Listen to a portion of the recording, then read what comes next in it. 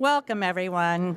Democracy requires inquiry and participation, so thank you to all of you in the audience here tonight via TV and radio, and thank you to our candidates and our panelists for participating this evening. My name is Becky Shannon, and I am a member of the Northampton Area League of Women Voters. The League of Women Voters is a nonpartisan political organization whose mission is to encourage informed and active citizen participation in government. We are partnering tonight with the Daily Hampshire Gazette, with Amherst Media, which is recording this event, and with WHFM, which is broadcasting live.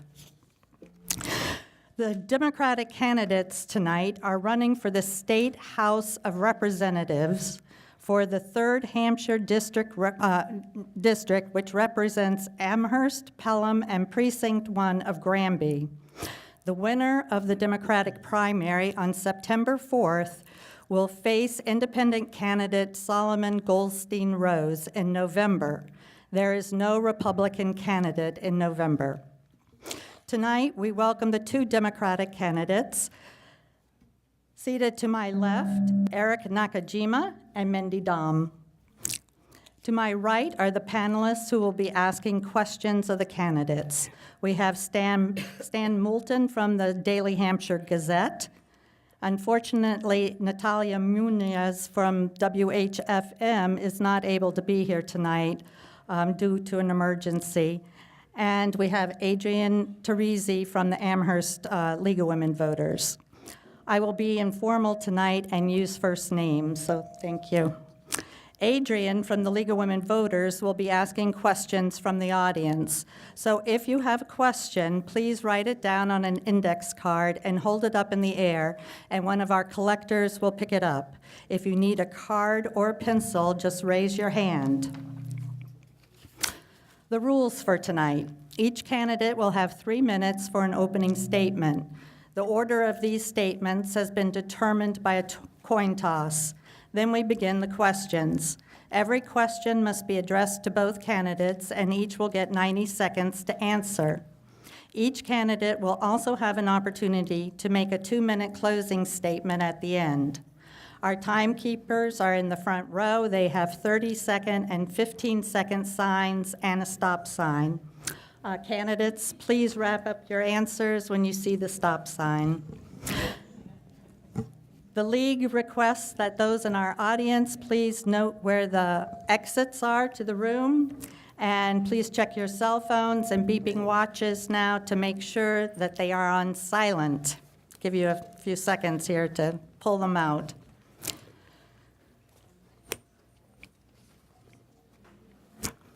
We ask that the audience please remain quiet throughout the forum so that we have plenty of time to hear what candidates have to say, and please hold your applause until after the closing statements. So let's begin now. Welcome again, and let's see, Eric, you have 3 minutes for your opening statement. Thank you very much, and thanks to the audience for being here. I'm thrilled to be here to share the reasons why I'm running for state representative. Honestly, I can't think of a scarier time than right now. Donald Trump will either be the last gasp of a racist, xenophobic, and sexist regime, or the beginning of a dangerous new era. Everyone has to stand up and be counted right now. That's why I'm thrilled that the Massachusetts State Legislature today repealed pre-Roe laws banning abortion and contraception. But I'm also equally disappointed that the legislature failed to pass the Safe Communities Amendments to protect undocumented immigrants in our communities. That needs to be the first order of business in January when I'm elected state representative.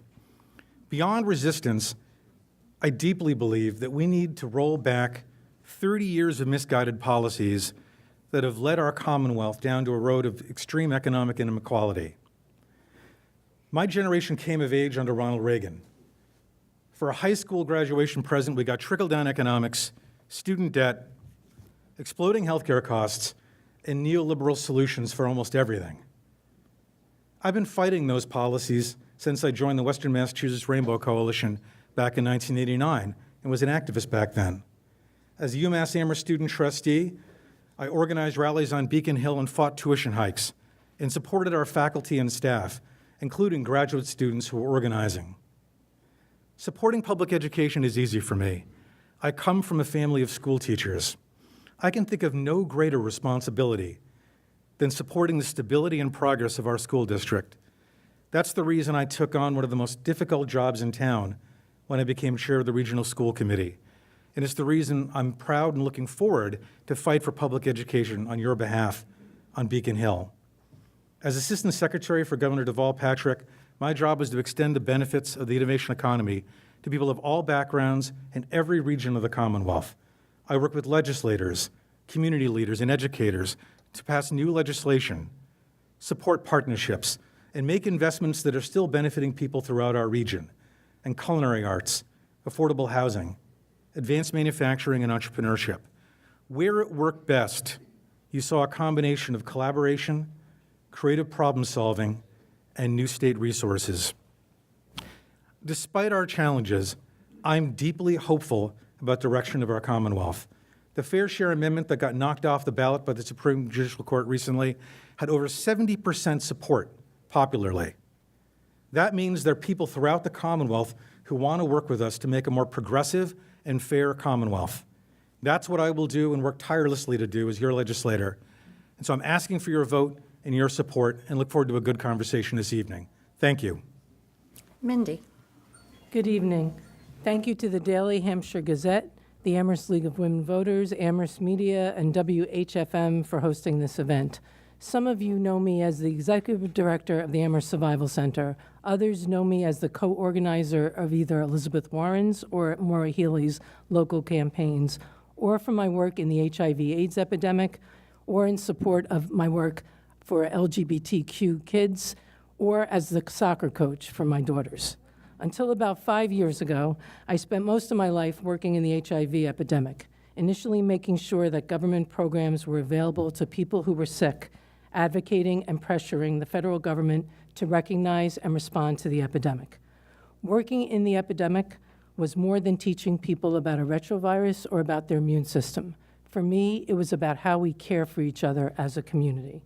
My experience as a nonprofit leader, a congressional aide, a public health trainer and administrator, a coalition builder, a community educator, and advocate has afforded me with opportunities to meet many people who have helped me to understand their experiences and challenges and to support them to create the change that betters their lives and strengthens our communities.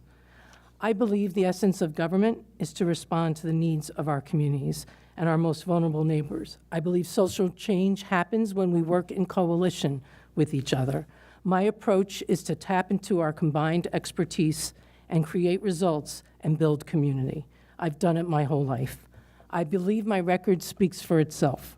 I've thrown myself into the communities in which I've lived with everything I've got, starting with my work as a congressional aide in New York City in the 1980s when I was involved with the HIV/AIDS epidemic. Also, then when I moved to Western Massachusetts, working to build the Berkshire AIDS Coalition and creating an infrastructure for services for people and families living with HIV, as well as a statewide network of drug and alcohol treatment providers who are involved in opioid overdose prevention education, as well as HIV risk assessment, and more recently, leading the Amherst Survival Center. These frontline jobs addressed real public policy issues and have given me a firsthand view of the impact of our policy and political decisions on our communities. I know that good representation requires a roll-up-your-sleeves-and-get-stuff-done approach, and I believe my track record demonstrates my commitment to both action and results.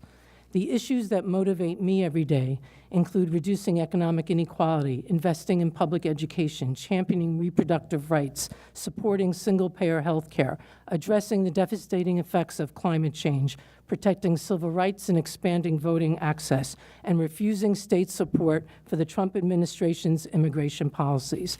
State government is a critical pressure point for resistance against the corrupt administration in Washington. From the State House, we can resist by ensuring that Massachusetts does not cooperate with or support the federal government's inhumane and anti-democratic policies.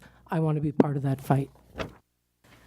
And now we move on to the question and answer portion. We begin with Adrian asking the question, and Mindy will be answering first. Good evening, and thank you very much for attending tonight and joining in our discussion. I thank you for your questions. They've begun coming in. The clarity that you ask them is the clarity that I will attempt to ask them of our candidates. You both are progressive Democrats who are experienced. Your platforms are similar, such as your support for single-payer health care. Once elected, what would your strategy be to get this made into a law? I think that's for me, is that correct? I am a strong supporter of single-payer health care. I call it Medicare for all, as many people do, and I understand that the Commonwealth doesn't actually have oversight over Medicare. Our form of Medicaid is called Mass Health. But I like to call it Medicare for all because I think people are a little scared of single-payer because they think it's foreign or not American or doesn't belong here. And I like to remind folks that we have a single-payer health system in the United States that works very well and that people are pretty satisfied with. And that's my approach. My approach is to try to diffuse fear and concerns about single-payer and instead replace it with facts and information. So one of the things that I would do as becoming state rep, which I've already started to do, is work with advocacy organizations and stakeholders who I like to call really strategic partners. So in this case, I'd be working with physicians as well as a nurses union, nurses, patients, and advocates to sort of identify the ways in which representatives can be of help. There are laws that were introduced this past session that I hope would be reintroduced by those members. One would be to, in fact, start a single payer. I would be supportive of that. The other is to do a benchmark study. I would be supportive of that. I would also work with the other representatives that are being elected from this area, who, for the most part, are also supporting single payer, and work as a group to be able to move it forward. Thank you. Eric. Thank you. I am deeply committed to advancing single-payer health care or Medicare for all in the Commonwealth of Massachusetts.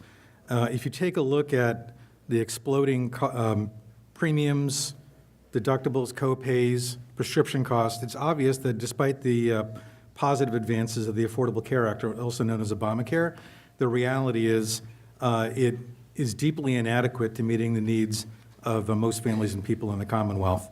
In terms of strategy, I think there are a couple things we need to do. I mean, the Democratic Party, of which is a majority of legislators in the Democratic Party who support single payer, still don't move the bill out of committee. So I think what we need to do is two things. One, I support a ballot initiative that's in every single representative district, pledging legislators to support single payer when they're in the legislature.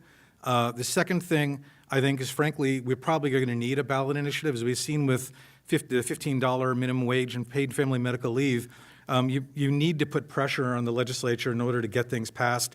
There's too strong opposition from the healthcare industry, the insurance industry on Beacon Hill. So I support a ballot initiative promoting single payer. I promote pressure in the legislature on legislators through district-based initiatives. And then the third thing is I think we need to reduce fear of the transitions between the private insurance marketplace by educating legislators better about how we can mitigate the impact on workers through transitioning to single payer. Thank you. Stan, your question will be directed first to Eric. Thank you. The state has identified a surplus of about $1 billion for the fiscal year just ended June 30th. If you were a legislator today, what would be your top priorities for spending that? What I would like to do is fully fund a number of our education accounts. With this budget, we're still significantly underfunding public education for charter reimbursements, for special ed circuit breaker, and for regional transportation. There's still a gap of millions and millions of dollars that are shortchanging our school districts and putting significant pressure on municipal budgets. So I think that would be my first priority. I know that the way the legislature talks about this, if the source of revenue is considered to be one-time revenue from capital gains of the things, there's a reluctance to put those into ongoing accounts. So the second thing I'd want to do is look at where we can find investments in communities, in either facilities or support programs that are community-based, where you could do a one-time shot of revenue to support and expand new facilities and services. Thank you. Mindy. Well, today, from what I understand, they passed a budget that included 2 out of 4 remedies for the funding formula for public schools throughout the Commonwealth. And the 2 pieces that they didn't fund were around what they call economically disadvantaged students and English language learners. And so my priority would be to fund those 2 completely up to speed. My second priority would be UMass, particularly around tuition. New UMass tuition is slated to go up about 2.1% next year, and I would be looking to make sure that that was lower so that we can address student debt issues a little bit more directly. Thank you. Adrian? Yes, I'm going to take the opportunity to follow up on the issue of single-payer health, because many of you in the audience have several aspects of those questions. So if I may, you mentioned the ballot initiative. One of you mentioned the ballot initiative. Another question comes in regarding a particular caucus. One, would you be in favor of a caucus to establish with force a single payer? It's been in the legislature over several sessions, over several years, and has so far been unsuccessful. Secondly, how would you transition from a mass care health system to a single payer system? I just want to write down those 2 parts, transition to. So I would absolutely be in favor of a caucus, and I would want to participate in a caucus, but I'm glad you followed up because I wanted to say a couple more things about single payer.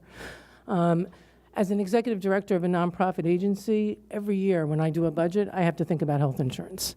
And the Amherst Survival Center is a fantastic employer. We give great benefits, and every year we have to struggle with this 3-week turnaround time to figure out what we can figure out for health insurance for our staff. It's not fair to nonprofits. It's not fair to all nonprofits. So I want to make sure that we also identify that the nonprofit world and small businesses are part of the strategic partners that we need to include as we transition. In terms of the transition from, say it again, Adrian, the transition from what we have now to what we want? From the mass care health system as it is now. Well, I think one of the things we learned from the Affordable Care Act is we need to make sure that our computers are working on day one. That's the first thing. But the other thing that I think they did a beautiful job in was outreach. They had folks in lots of places being able to talk to people, figuring out what insurance and what model and what plan was best for them, giving out. Then we also had the phone people coming in to make sure that people had cell phones who couldn't afford them so that they could, in fact, reach their doctor and their doctor could reach them. And they did a fantastic job of outreach and transferring. And we can see that because that was one of the things that, in fact, the Trump administration wanted to stop because they realized that the outreach was so successful. So I'd want us to make sure that we were making sure our technology was up to speed and that we also had boots on the ground doing outreach. Thank you. So the first question was about a caucus in the legislature, and if I get you right, if there isn't a single-payer caucus now, there should be, and I'd be happy to participate in it and help lead work in that area. On the second one about transitioning, my intuition tells me from the work I've done on Beacon Hill already and going around the state meeting with businesses is that one of the big barriers, apart from just pure lobbying, one of the big barriers to passing single-payer in state is the tremendous fear and uncertainty that would exist in legislative districts that they know for a fact that large insurers that have employees in their district are going to be put out of work or have to work elsewhere, I guess. What they don't know is what's going to replace it and what's the certainty that if you're going to say you're going to pass something that's going to put a bunch of people out of work in their district, what replaces it, where do they transition, where do they go? And so one of the things that I would be in favor of doing to get the bill passed and to build broader support for single payer is also to work through the kind of educational and training program, job placement, as well as also direct matching of the job skills that people have in these firms that are going to be, frankly, put out of work, and how they line up with growth industries, including growth industries that will occur within healthcare within our state, within the single payer system. So I think that's critically important, both for the transition economically, but also to build the political coalition to get it passed. Stan?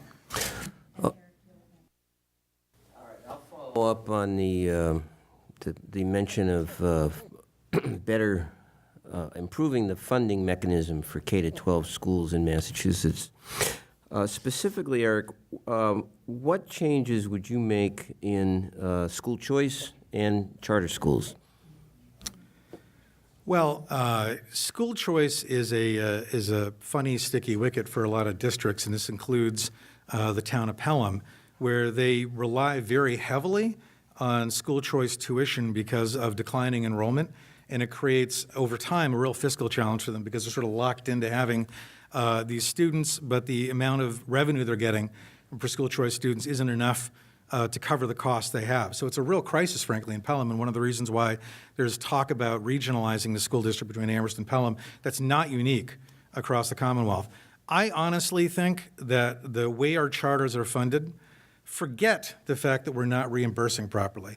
The way we're funding charters is an absolute travesty, is decimating our school budgets. And for towns like our school district, where we try to make sure we maintain investments here in Amherst, I'm talking about, it puts enormous pressure on property taxes as well as on our municipal budgets. So I really think what we need to do is we need to not only improve funding for education, but we need to separate out funding from charter schools entirely from Chapter 70, from the funding that goes to local school districts. Then we can sort out how many charter schools we need and how we fund them at the state level directly. But I believe it should be done separately, quite frankly. And I think it needs to be done with some urgency. We cut nearly $1 million out of the regional school budget here in Amherst and Pelham this past year, and $500,000 out of the elementary school budget. Yes, there were other pressures going on in town, but the reality is, if you take a $3 million outflow based on charter tuitions that are going out of our district, that is a big piece of the puzzle, and it's a big puzzle all across the state. It needs to be changed. Sorry. So I believe that parents should have the right to send their child to a school that meets their needs. And I think charter schools try to provide that, and they try to provide an alternative learning environment. But I think the funding is completely unfair, and public schools, as a result, are not on a level playing field, and it has to be changed. I support a separate budget line for charter schools. I think this will actually help in terms of the parents who are in charter schools not be pitted against the parents who are in district schools, in local community schools. That pitting one against the other, I've seen that before. That happens in healthcare sometimes, where they say we have a limited amount of money, it can either go for HIV or diabetes, but it can't go for both, and communities have to choose. I don't think we should have to choose. I think it should be a budget line. People who support charter schools should make their case. They should document why they believe in it, and they should be able to get whatever they can get for it. But public schools should not be robbed and not be held to standards that other schools are not as a way to fund those schools. They cause, from what I can see, and I've watched it over time since my kids were little, is that as a result, public schools, as Eric described, then are squeezed. They have to remove and eliminate programs because they have to live up to standards that the state has set that the charter school does not have to apply to. They cut their programs. Those parents are dissatisfied. They leave the school. We have unenrollment, and it's a spiral. We have to stop it. We have to protect the public schools budget. Charter school families make the case, support them separate. Thank you. Adrian, and to Mindy, please. We have several more questions from the audience regarding health. Everyone seems to be interested in health and how we're going to pay it. And the questions that I have before me, and we'll stick to this theme for a little bit more, is about the opioid crisis. So the questions to you, Mindy, and to you, Eric, is what do you plan to do as a representative to address the crisis? How will you fight it? Is it for me? So my background, just so that folks know, disclaimer, I worked for a very long time with drug and alcohol treatment providers throughout the state on issues around HIV, hepatitis, and overdose prevention. And so I understand this issue in a way from the drug and alcohol treatment world, which is also really from the client and the family's world. So it's a big issue. Drug use is a big issue. It's complicated. But I would look at it in several categorical areas: prevention and education, treatment and response, because opioids also have unintentional overdose, and we need to be able to respond. So we need to be able to fund the spectrum, and by that I mean we need to make sure that there's effective prevention education in the schools. but we also need to fund the full spectrum of drug and alcohol treatment, and we need to make sure there's treatment on demand, and that treatment spectrum includes harm reduction. Harm reduction programs are like syringe access programs. In an opioid epidemic, that's critical, because those are the programs that are going to engage with needle users. So we need to make sure all those programs are fully funded. Then we need to make sure that those programs are funded in every place where drug users are. So that's not just drug and alcohol treatment, but that's also jails and prisons. Right now, they don't allow opioid treatment in jails. We need to change that. In addition, we need to make sure that everybody has education around how to respond and identify an opioid overdose. And we need to make sure that there's wide availability of Narcan, which is the medicine you can give someone who's overdosing that can reverse the overdose. And we need to make sure that's free and available, not just to police and fire, but to family members, teachers, health and human service providers, cashiers at Stop and Shop. Thank you. So this is obviously one of the major public health crises that we have right now, not just in our society in general, but in our region as well. I think one of the things that I'm most pleased about is over the last few years, we've migrated from a way of dealing with drugs in general, but including opioids, on two different sides. One, we had on the medical side overprescription of opioids and a view that this was effectively an easy solution to people's pain management issues without really understanding the full repercussions of it. But on the other side, where people would develop more of a recreational addiction or fall into that kind of addiction, it was considered a source of shame. And so people wouldn't feel comfortable coming forward as a public health matter. It's something that was too often in the shadows, and that reduced the ability of our providers or communities or service providers to be able to engage with people who are, have addiction issues and be able to help them. To be honest with you, I actually like Mindy's answer. I support interventions really at every level, from being able to help people to respond to overdoses, like with the distribution of Narcan, to ready access to treatment across the board, including in prisons. I also believe in piloting, as a piece of legislation from the Senate does, safe injection sites, as long as we also have the wraparound services with it that can provide and support individuals who then need counseling or treatment. And to Eric. I'll follow up now on the higher education piece. Looking for your ideas about, as a state legislator, how would you address student debt? Well, I support debt-free college. I think that if you look at income inequality and you look at the inequality and the erosion of the middle class, this stuff doesn't happen by accident. It's happened through intentional policies, and one of the things that I think is one of the worst things we've done over the last 30 years is move to what's called a high tuition, high debt model, in which those people, in some cases who are the most vulnerable, will get some level of grant and aid, but that for everyone from the working poor on through the middle class will take on huge amounts of debt that then saddle them over time and really prevent them from being able to get their lives started and choices that they want to make with their lives. We have to go back. If you think about this, if you go back 40 or 50 years ago, it was not uncommon for people to be able to pay their way through school. How did that happen? It happened through significantly less inflation, first off, in higher ed, to be honest, but also through significantly greater state support for the operating budgets of our community colleges and our universities. Bob Corrett, the president of UMass a few years ago, made a deal with Governor Patrick when I was in the Patrick administration on the so-called 50-50 plan, which would raise the amount of state support to UMass up to 50% of the cost of students with a concomitant freeze on tuition. I think that's a starting point, but it's not an ending point. We got to increase the operating budgets up to the point that we can reduce and freeze tuition and bring it down so that people can actually pay their way through college again. And it takes money to do that, which is why we need to raise revenue.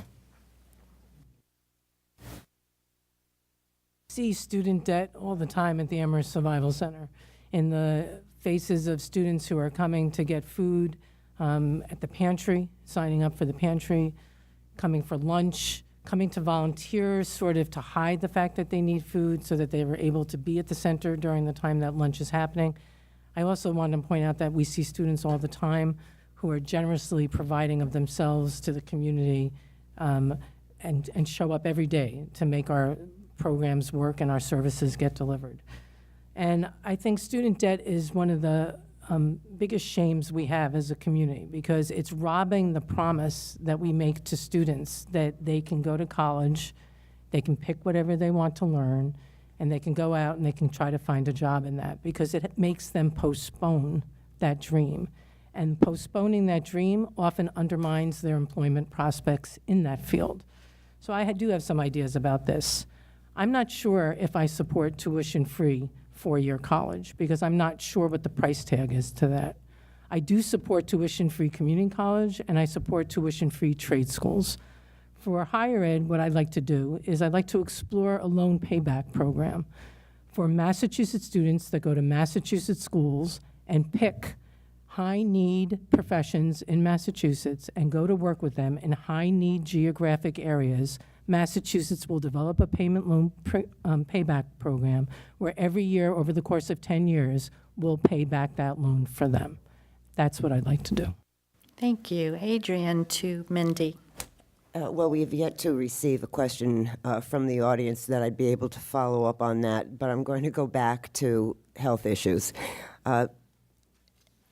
We have had several bills, as I recall, this year in the 2017-2018 legislature on criminal justice. And this question regards the issue of drug abuse. And the question reads as follows: what do you think of the criminalization of drug abuse and declaring the widespread misuse of drugs and drug addiction a public health problem, and funding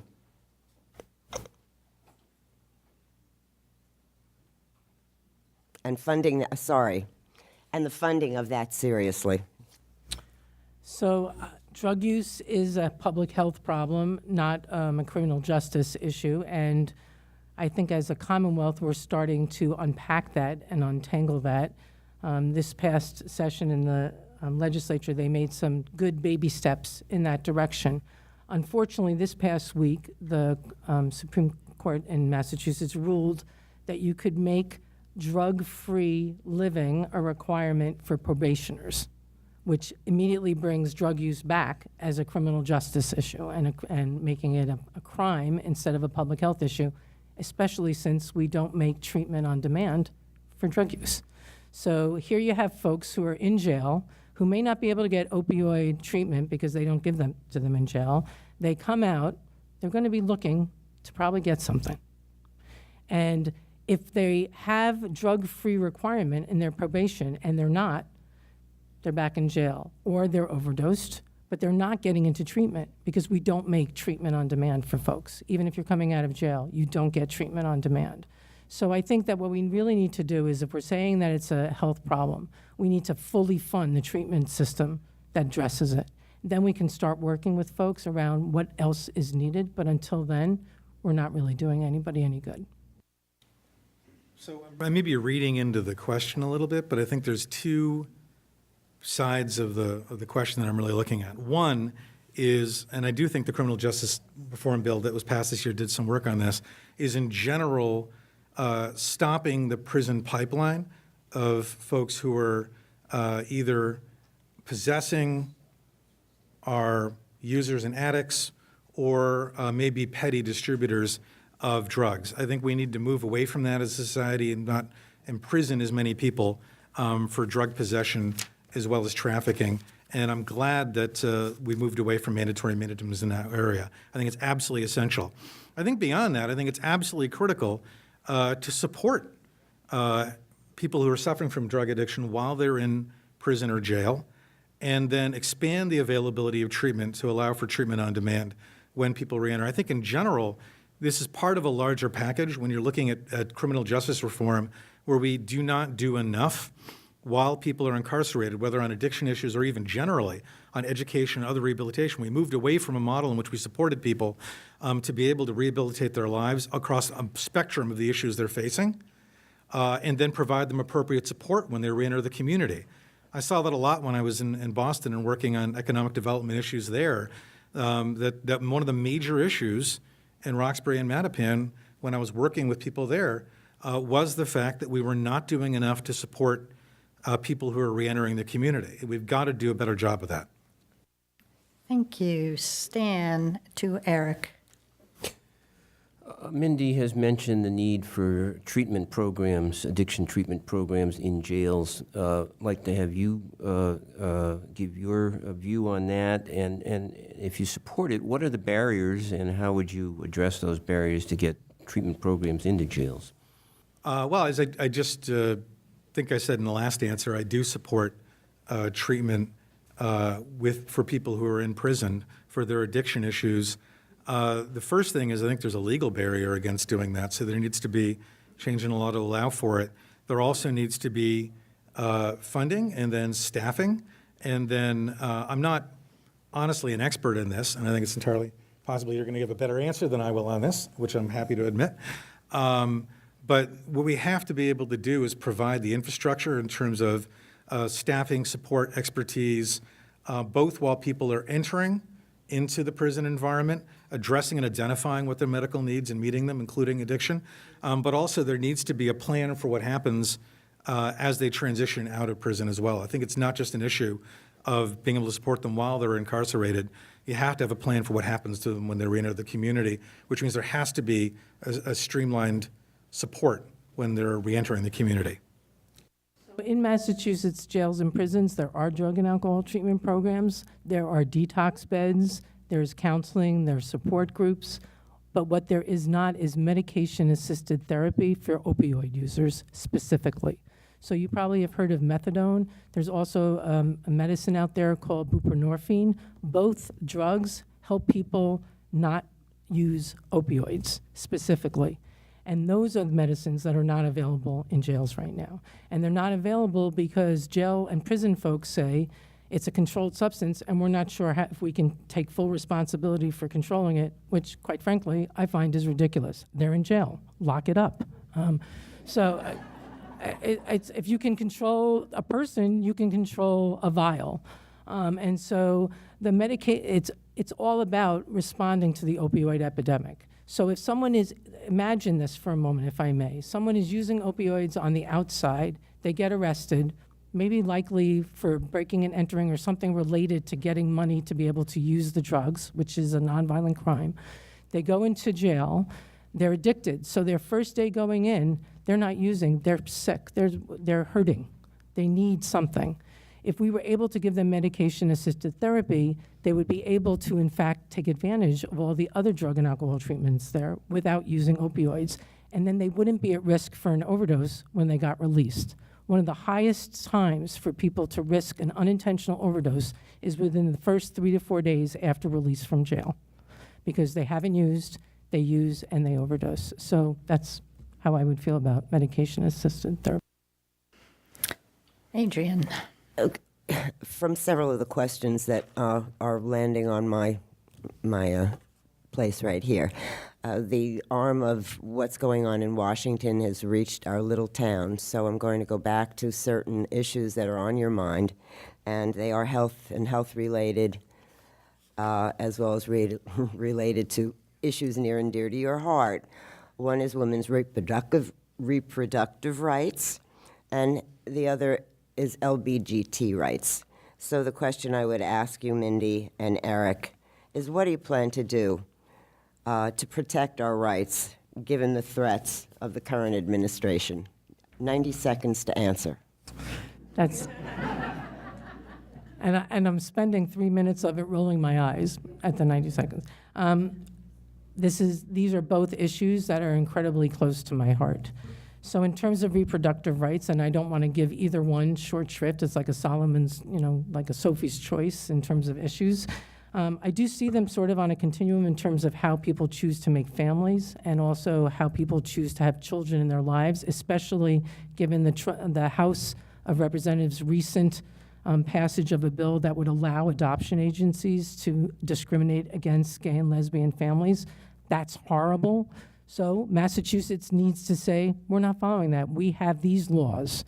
We need to be able to exert state rights. I know that sounds strange coming from a progressive, but I remember after Trump was elected, Maura Healey was in Northampton, and she was like, states' rights is what's going to get us through this, and she's right. I'm very, very happy that the State House scrubbed our laws, of those archaic abortion laws, so that Massachusetts is free from women facing criminalization for abortions. We have to do more about fake women's health clinics in the state. We have to make sure that people have access to accurate information. And the federal government's also putting a gag rule, so that's going to stop it. You really should have split up these questions, Adrian. In terms of LGBT rights, I think we have to keep a mindful eye on it, and we need to give our Attorney General the resources she needs to be able to fight back, and we need to make sure that we're doing everything we can in the state. I'm proud that our state banned conversion therapy this year. That's the kind of thing we need to do. We need to be proactively saying, not here. As I said at the beginning, this is really a scary time, frankly, because there are a number of things we can imagine happening that for many years have been things we could imagine happening, but now we can see them happening before our eyes. As I said earlier, I'm very pleased that the legislature did pass a repeal of these archaic bans on abortion and miscarriages, endorsed miscarriages, and contraception. But I think there's a lot more we need to do. I would support a repeal of parental consent for young women under the age of 18. I would also support truth in advertising and regulations around these so-called, these fake, well, they're fake clinics, what they are. They're not real. They give misinformation and scare the heck out of women. I also think what we need to do is we need to make sure that as a state, we're replacing the funding that may potentially be taken away from Planned Parenthood and others by the Trump administration to ensure that women get the support they need for reproductive health. I also think this is really a big set of issues, but I think one of the really critical things we need to do, all of us need to do, is we need to make sure that the ballot initiative on the ballot question 3 this November is defeated. You have to vote yes to defeat it, but what it is it's a ballot initiative that would repeal civil rights based on gender identity, targeting transgender individuals. We need to make sure we vote yes to ensure we keep the law, keeping civil rights in place. Absolutely critical. Thank you. Stan? Okay, this is a money question. As was noted, the Supreme Judicial Court knocked the so-called millionaire tax off this year's ballot. With that out of play for the time being, where would you turn for new sources of state revenue? Well, I think the first thing is I do support the Fair Share Amendment or a progressive income tax in Massachusetts. So I think one of the things we need to do next session is work to find a new amendment to put on the ballot. That's going to take a couple sessions to get on the ballot. So we need to find something that will pass SJC muster this time and finally pass progressive income tax. As I said earlier, the progressive income tax, the Fair Share Amendment, was enormously popular, had over 70% approval in the state. So it shows that there's an appetite for fairly raised new revenue that's going to be dedicated to transportation and education. So I think that's what we need to do. In the immediate moment, there are a lot of things we could potentially do, but I go back, when I served in Governor Patrick's administration, he proposed an income tax increase that was progressive. What it did is it raised the income tax, it doubled exemptions, and essentially by doing so made it effectively progressive. That raised around $2 billion a year, or would have rather, if it had ever passed. It also raised the gas tax to fund transportation. The legislature not only stiff-armed that whole proposal, but also raised the gas tax only by 3 cents. It hadn't been raised since 1990, and if you indexed it for inflation from then, it would have been something like an 18 or 19 cents increase. So I thought it was absolutely ridiculous that the legislature did that. And so what I would do is I'd look for solutions we can do short of a constitutional amendment to try to raise the revenue we need. And it's popular. So as the executive director of the Amherst Survival Center, I have to do a budget every year. And we have a lot of needs in this community, and I have to figure out a way with staff and the board of directors to raise revenue to address those needs. So I'm kind of familiar with this process, although obviously the state budget is much larger, but we have a lot of needs in the Commonwealth. And when I go around and talk with people and I ask them, so what are your issues? What are issues of concern to you? It's like a long list of things that need funds to fix: schools, roads, transportation, rail from Boston back out here. There's a long, long list. We need to raise revenue. There's no doubt about it. So there's a person who's running for state senate who says that taxes are the dues that we pay to live in a democratic society. And I agree with that. And when I first moved to Amherst and I was paying taxes, and for the first time in my life, the taxes were going directly to what I wanted them to go to, I was excited. It made me feel good. I was feeling like my taxes were my civic duty. It's almost like jury duty, almost. But I do support this idea that we have to make the case for it. So the Fair Share Amendment failed in the courts for the referendum. Let's introduce it in the legislature. As a result of that amendment, there were 150,000 conversations in the Commonwealth about the need to raise taxes on people's second $1 million. That's a lot of conversations. That's a lot of people who are interested in this issue. So I want to see it happen on the state level. I want to see a report that studies what would happen if we raised taxes in Massachusetts, and I want to look at corporate taxes and review them, enumerate them, and assess them. Thank you. Adrian to Mindy. Yes. I'm going to give you a 90-second question. How do you feel about expanding the bottle bill for all to include deposits for all types of plastic bills? I completely support it, but I can take a couple of extra seconds now to answer other questions, right? Because that reproductive rights and LGBT thing was a little... So I also want to say, if I'm going to go back now, to talk about reproductive rights and LGBT issues. I also support removing parental consent for teenagers who are pregnant and want to terminate that pregnancy. I believe they should be treated like emancipated minors, just like they are if they have a sexually transmitted disease. I also believe that women should have the right to be able to have safe, legal abortion, with hopefully the consultation of a healthcare provider and their partner, but not required. For LGBT kids, I want to just point out that one of the things I've done in Amherst that I'm very proud of is in 2010, I started a social kind of network called Make It Better Amherst. And it was in response to the rash of suicides that were happening in LGBT kids.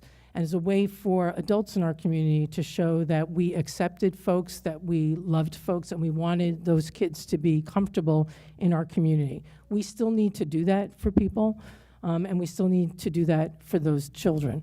And I think that the way we do that, in one way, is that we support comprehensive sexuality education in the schools that's inclusive of all sexual orientations. And I would also, not only do I support the referendum to vote yes on 3, and you should be saying that as often as you can so that you can tell your friends, but I'm hoping that if I have the opportunity to be a candidate between September and November, my campaign will also carry that literature as we knock on doors. Thank you. So I support an expanded bottle bill. And, well, I mean, that was the original question. I just wanted to make sure you still caught that. I mean, beyond that, I also support mandatory sex education that is medically accurate and age appropriate in our schools, and it should also be funded because it needs to be funded if we're going to introduce a new curriculum. It's one of those things where when you get on school committee and you start kicking around and saying what's happening and what isn't, it's a surprise we don't have it. We should. It's absolutely critical. Stan. Yes, I'm going to go on to a different topic entirely. What issues, what are the concerns that you've heard from local business owners that you would prioritize as a legislator that need to be addressed in your district? So there are a few things. I mean, and they differ too. In Pelham, as you know, there aren't a heck of a lot of businesses there. And so one of the real concerns you hear from people in Pelham is that they're totally reliant on the residential property tax base. It's a rural town. it's not quite clear where they go, including with this overlay district they want to do in Pelham, in sort of the so-called downtown near the library. So I think that's something that town's going to have to figure out.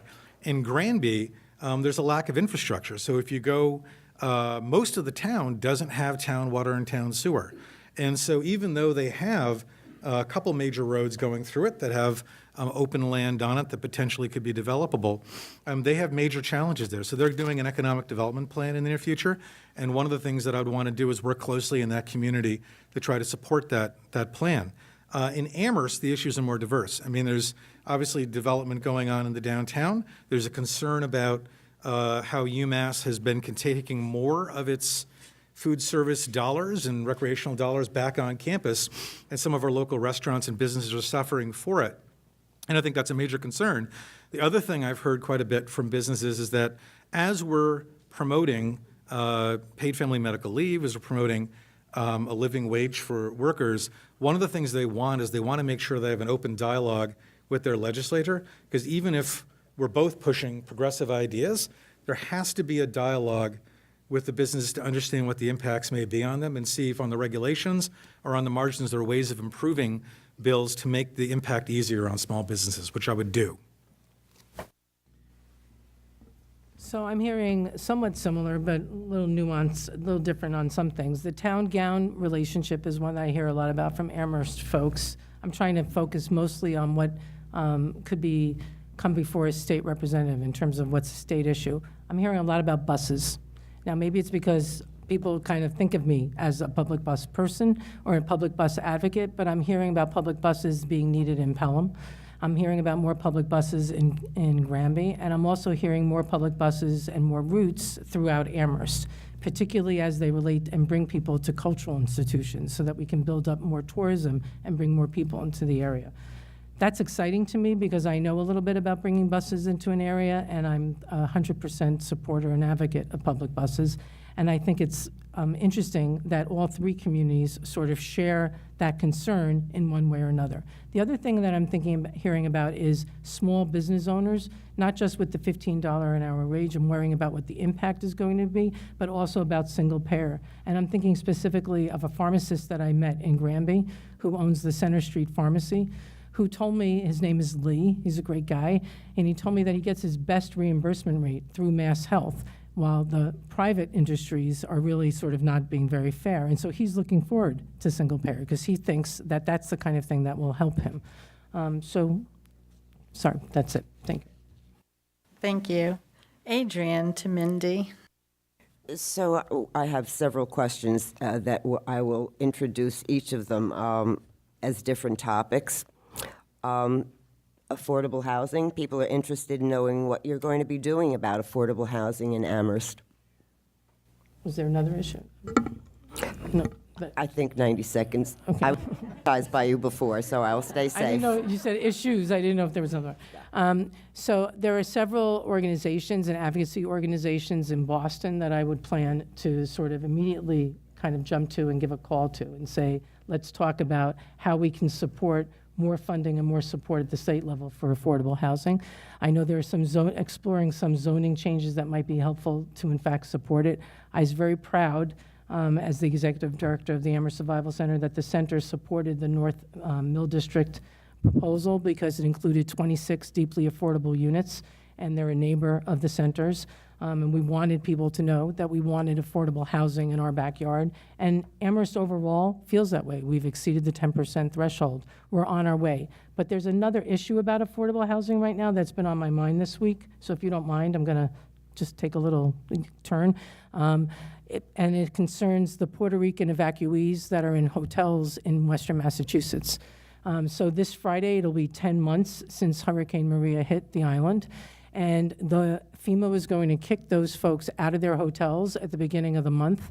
And as a result of a court case, they got an extra 30 days, which brings them till next week. And then next week, there are going to be families throughout Western Massachusetts, Northampton, Holyoke, Springfield, who will be kicked out of their hotels with no place to go. And this is the same administration who is denying the FEMA applications from people who are staying on the island who want to repair their homes. So we're going to have to deal with that as a community. Where are they going to go, and how are we going to house them? So I know the question is about affordable housing in Amherst, but as somebody running for state representative, I'm going to talk a little bit about how we deal with it statewide, which will have an impact on Amherst, obviously. I mean, first off, I think affordable housing is a real crisis, not in our area, but obviously if you go to eastern Massachusetts, it's a significant problem. Representative Steve Kulik, who is retiring this session, has been a leader on building support for Comprehensive Land Use Reform Act, which would change the zoning in the state as well as planning regime, which has been outdated for something like 40 years.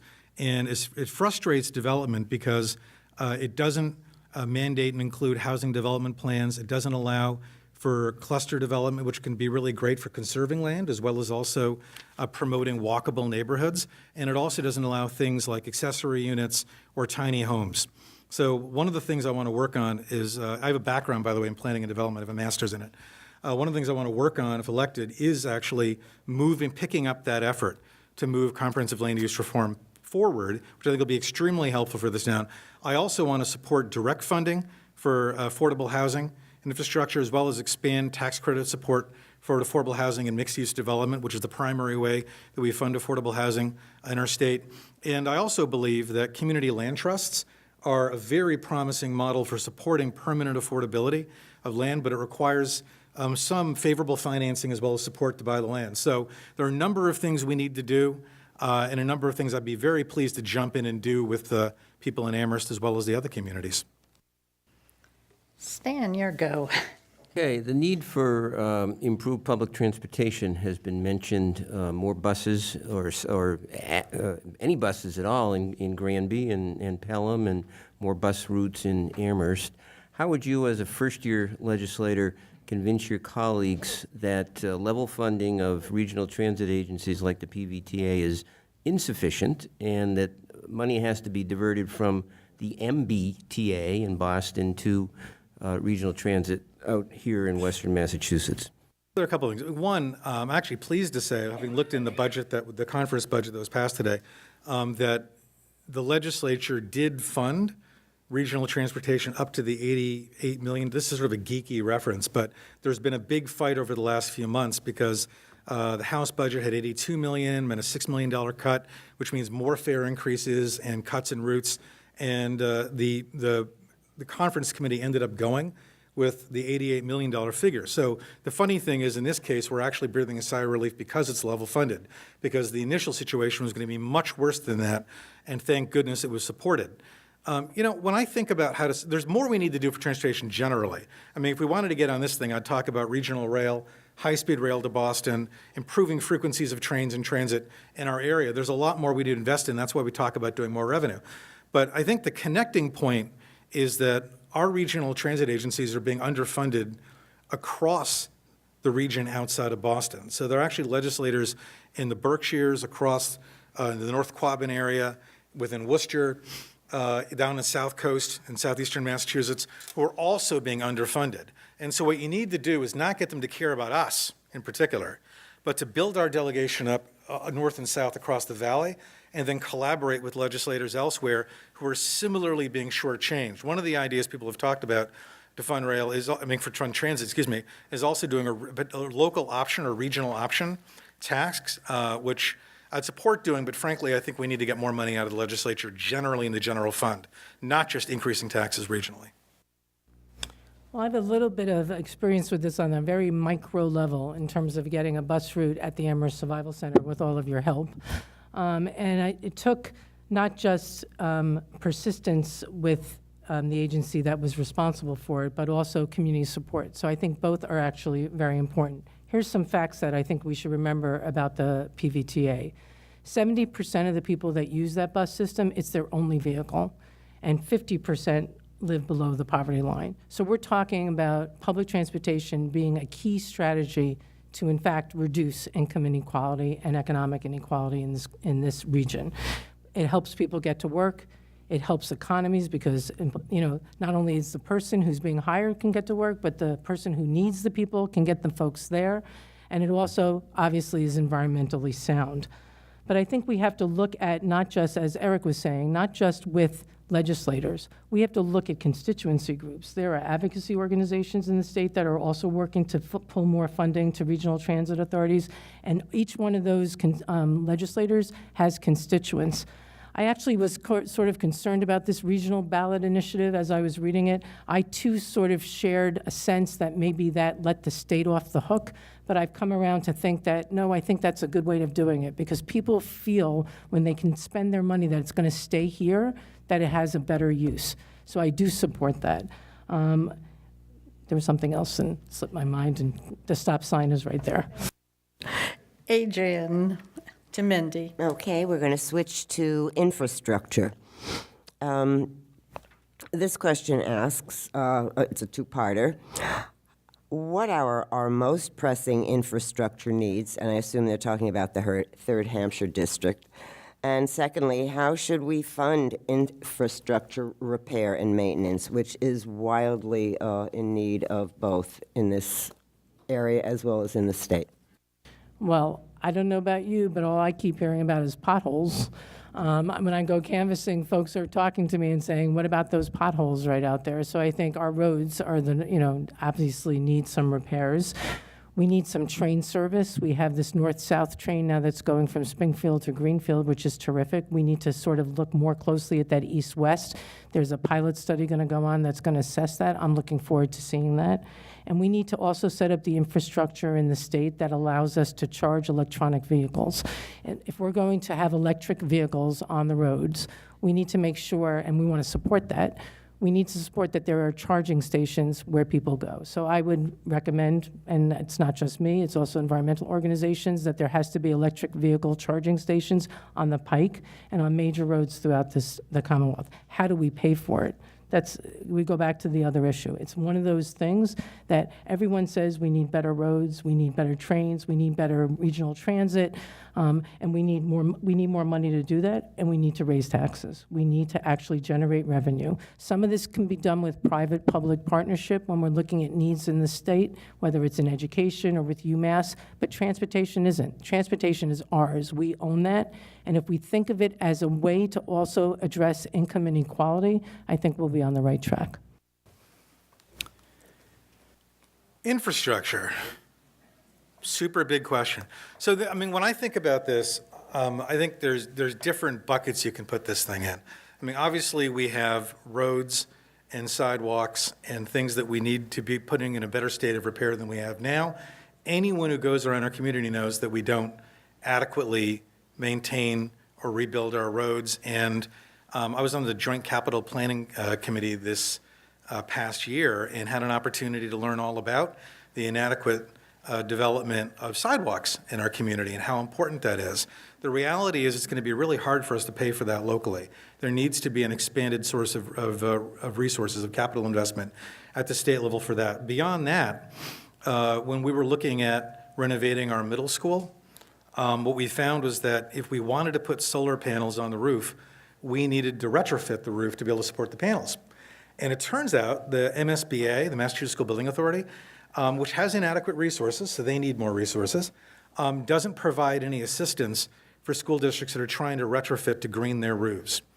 It also doesn't provide any additional support to do zero-energy buildings or sustainable buildings for new elementary and other schools. So I think there are multiple programs that we need to be able to expand support for to both green our infrastructure as well as also put us in a better state of repair, which would improve us economically. I'd export expanding the gas tax to invest in road and transit. I'd also support climate pollution fee that included funds for a green infrastructure bank that could support infrastructure investments like the ones I mentioned a moment ago. Thank you. Stan. Okay, let's build off of that last question. Energy needs, and particularly clean energy. What would be your top priorities in developing a cleaner energy approach in Massachusetts? So there are a few things I think we need to do. One of them that I just mentioned is we need to pass legislation imposing a carbon pollution fee, which is essentially a carbon tax, There's a bill by Representative Jennifer Benson in the House that I favor because it imposes that fee. It mitigates the impact on low-income individuals as well as also small businesses, but it then also creates a green infrastructure fund that can invest in infrastructure. The reality is we're absolutely starving our infrastructure in the state. We're not investing nearly enough. And so we can't do this, I don't think, on a revenue neutral basis in terms of a carbon fee. I think we need to invest more to be able to create the foundation for a cleaner economy and cleaner infrastructure. Beyond that, we're also not using our mass save money as well as we could. There's a fee on your electric bill that goes into energy conservation for households and businesses across the Commonwealth. It is inefficiently distributed and utilized. I love what they're doing in Northampton, where they're going around and actually targeting neighborhoods and getting people mass save energy audits and buttoning up. Why? Because it's also a climate justice thing. It helps low-income and working families reduce their bills while also cutting down on their energy usage. I also support expansion of the RPS each year. It's currently, I think, at 1%, maybe going to 2%. I think it should be 3 or 4%. And what that is it's the renewable portfolio standard and the requirement for the amount of clean energy that's procured by utilities. I support that as well as other things, but I'm getting the high sign, so I will stop there. So I think there are some things we can do individually as a Commonwealth and some things we can do in conjunction with other New England states. There's the Regional Greenhouse Initiative, which has a carbon tax that actually generates some funds back to the state, that now they're thinking about also using that to fund transportation programs, which sounds very interesting to me. I have a little bit of concern about carbon pricing plans in the Commonwealth. I support them, but I support them with the caution around the impact on low-income folks. I think it's designed as an incentive program so that you pay a little bit more, and I understand you get it all back, but for people who are struggling to feed their families, paying a little bit more may throw that family into imbalance and real struggle and challenge. And so I'm trying to think around, how do we do that? How do we, in fact, incentivize without making people put money up front? Some of you may have read there was a recent study that showed that most Americans actually don't have an extra $400 in the bank account for a surprise event, and carbon tax may in fact constitute that. I support going to 100% renewable in Massachusetts by 2050, and everything that I would do would go through that lens. So that means that when gas pipelines would be proposed, I probably am not going to be predisposed to that because that doesn't allow us to get to 100% renewable. Solar, wind, yes, I support the RPS being increased. I'm disappointed that the legislature only did 2% and not 3%, but I'm hopeful that it's a baby step and that the next session will go to 3%. Okay, Adrian.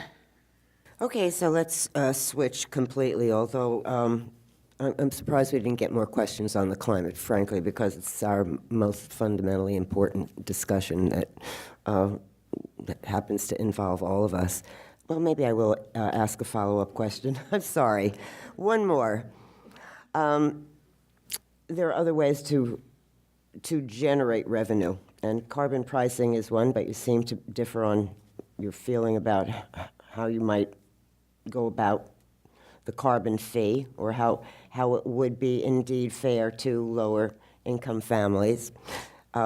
What are some other ways, indeed, to keep our carbon emissions to reach the year 2050? At the same time, if this is possible, to generate revenue? So the carbon fee, as I understand it, is for individual usage of fossil fuel producing equipment. So that's like, whether you heat your home, you put gas in your car.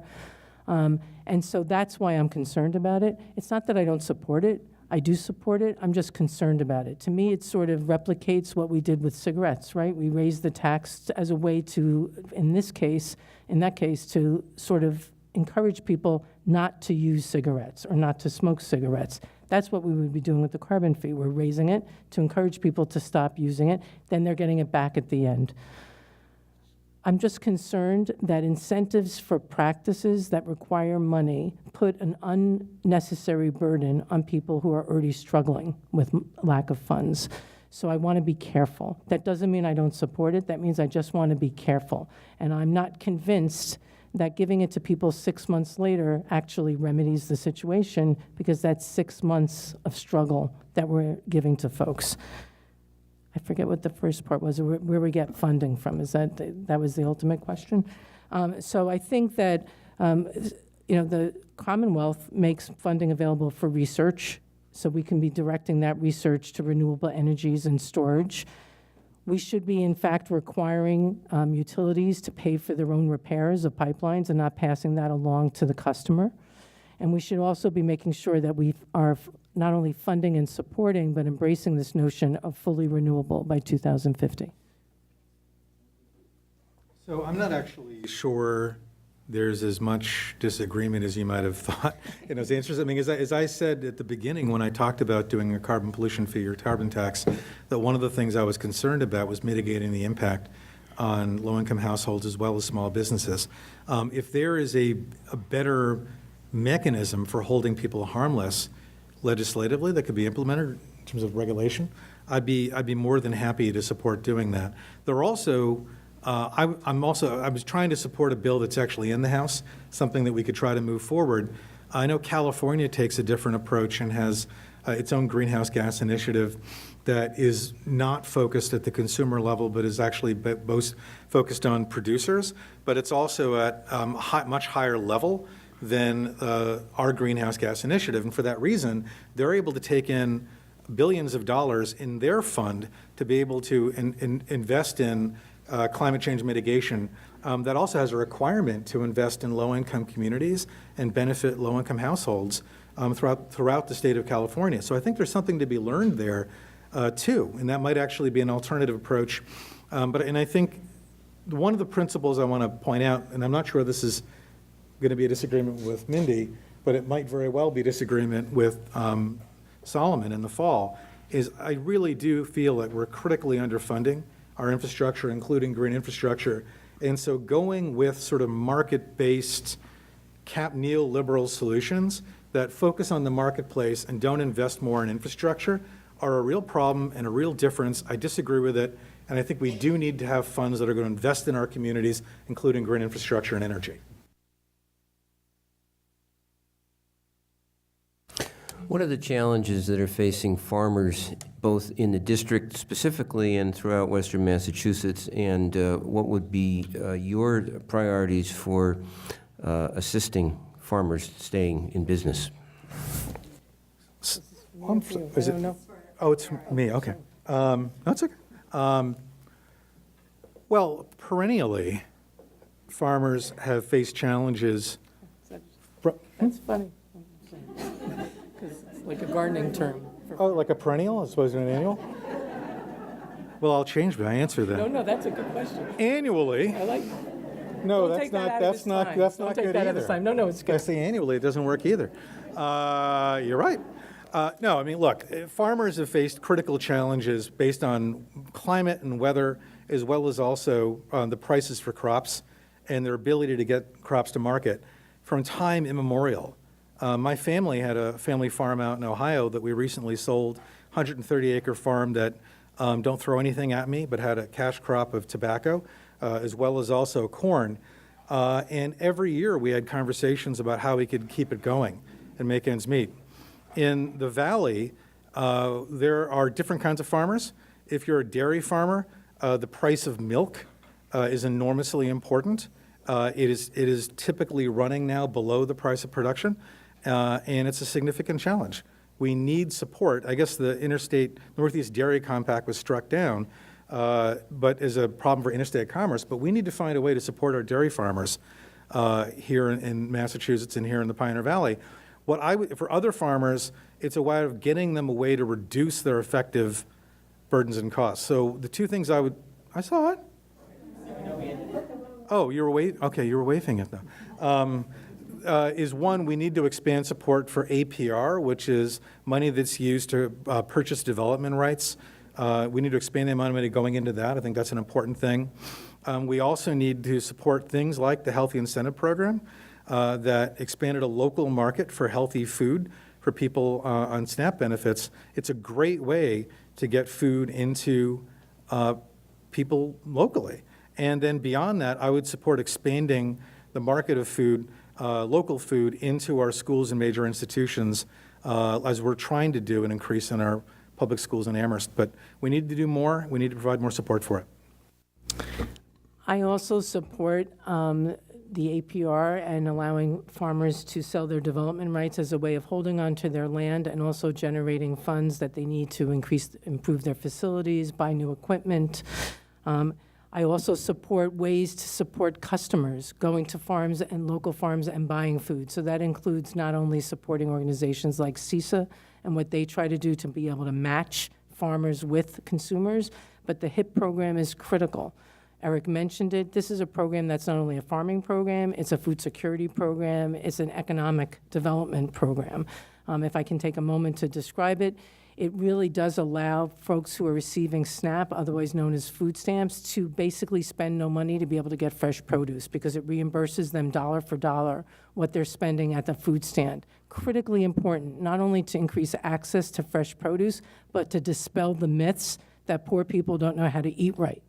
This program, I have to tell you, it rolled out last year, and its rollout was really bad. They didn't have the machines right, they didn't have this right, and still, it blew through the money in like 9 months because it was so popular.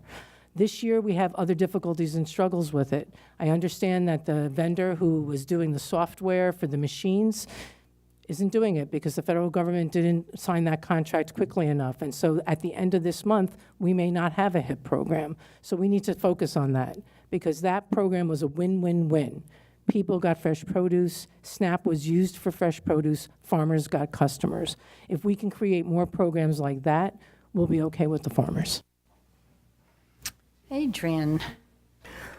We're worried about our farmers. We're all also worried about food insecurity of our children. And a question asks, in a country as rich as the United States, we still have a large number of people without food security. How would you address the issue of food insecurity? Well, I believe that the right to have access to food is a human right. I also believe having access to health care is a human right, and having access to housing is a human right. So once I frame it that way, we need to do everything we can to make sure that people can access that. That means we have to dedicate resources to doing it. Now, I happen to have a very special view of this because I see in the Amherst Survival Center every day a community coming together to make sure that that happens. The generosity of farmers donating food, the generosity of private businesses downtown as well as the big supermarkets donating food, volunteers going to pick it up, bring it to us. We have the infrastructure to be able to pick up donations of food and get them to people. Lots of places don't have that. So we need as a community, and I'm talking the bigger community, the Commonwealth community, to look at what we've done in Amherst and say, how can we replicate those pieces in other communities, and what do other communities need in order to have that? So what part of the infrastructure is the most important? And I would say it's getting food that's going to be wasted into the hand that's still good to eat, into the hands of people who need it. And so let's fund that infrastructure. We also need to make sure that SNAP is protected, that there are no further work requirements on SNAP. Work requirements are dangerous. They insinuate that people are too lazy to eat. That's not good. We need to correct that. We need to make sure that the state can step in and provide the support that's necessary. We need to have a single portal so that when people apply for SNAP, they're also applying for Mass Health and other public benefits, easing their way and respecting their dignity along the way. I completely agree that the debate going on in Washington to require staff benefits to have some sort of work requirement is fundamentally offensive, and it also ignores the fact that so many people who benefit from those food stamps, as they're called, are already working. So it's an offensive concept. I think one of the most important things we need to do to improve family security, including food security, is to increase wages.